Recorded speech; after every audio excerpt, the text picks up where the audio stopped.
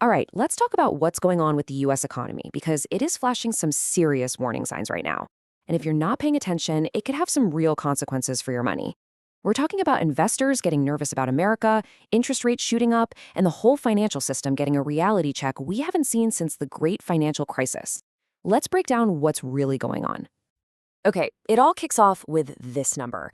And honestly, it's mind-boggling. Right now, the US national debt is closing in on $37 trillion. That's a number so huge, it's almost impossible to actually picture in your head.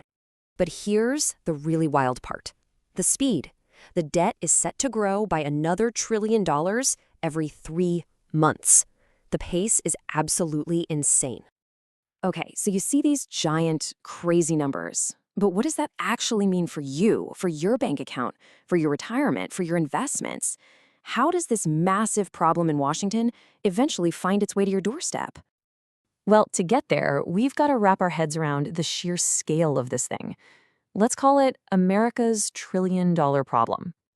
So, check this out. For the first time ever, a really critical line has been crossed. The United States is now spending more money just on the interest payments for its debt than on the entire national defense budget.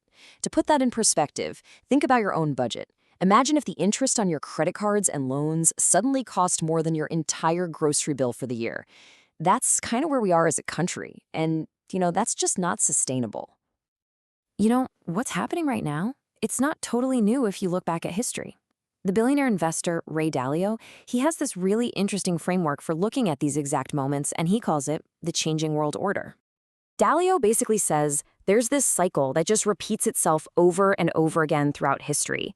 When a country's spending and its debt gets so big that it can't possibly pay it back, it hits a point of no return. And according to his research, the US has already blown past that point. So he flags 4 huge danger zones for the US right now. First, our debt is over 120% of our GDP, meaning we're borrowing way more than our entire economy produces in a year. Second, you have this perfect storm of massive debt, intense political fighting inside the country, and growing conflict outside the country. Third, that internal division is at an all-time high. And fourth, the global system that's been in place for decades, with the US at the center, is starting to break apart. And this all leads to a really critical moment. When a country gets into this kind of a bind, it really only has 2 choices. It can either default on its debt, which would be a total catastrophe, or it can print more money to pay the bills. And if you look at history, every single time, countries choose to print. And when they do that, it waters down the value of the currency and kicks off serious inflation. Okay, so this isn't just some abstract theory anymore.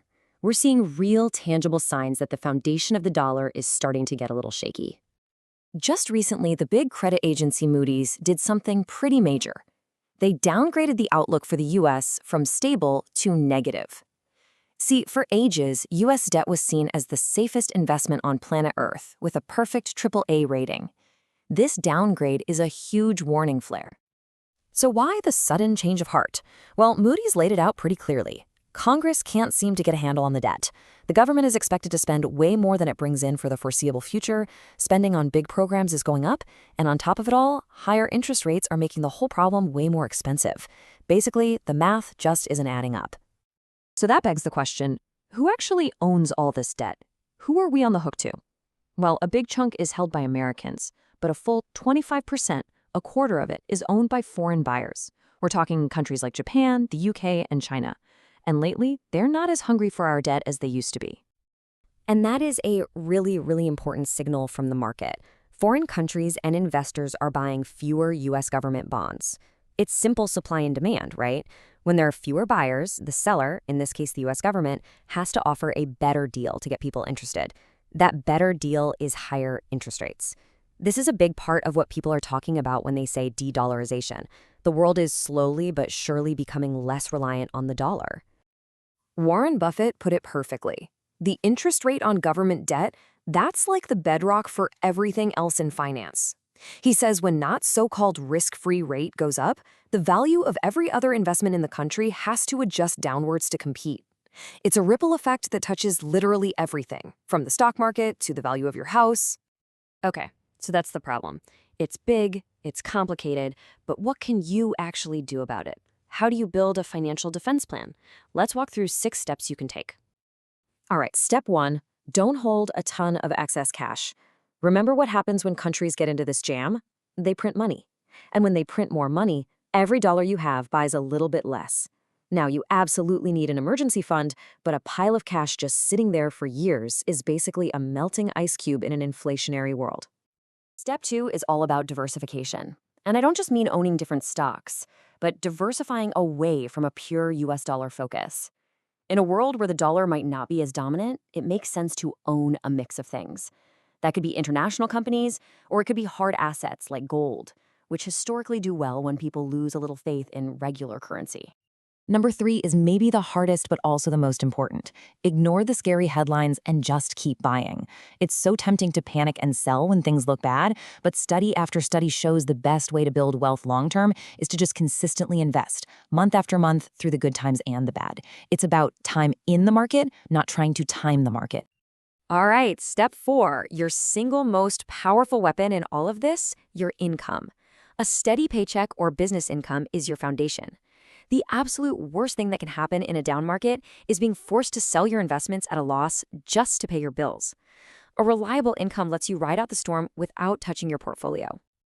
Step 5. Avoid leverage like the plague. Seriously, borrowing money to invest is always risky, but when interest rates are going up, it's like playing with fire. The same high rates that are putting a squeeze on the government can absolutely crush an investor who has borrowed too much money. And that brings us to our final step. Number 6, have a long time horizon. These big economic cycles don't play out over a few weeks or months. They take years. So any money that you're going to need for a big purchase in the next 2 to 5 years probably shouldn't be fully invested in the market. The longer your timeline, the more bumps in the road you can handle.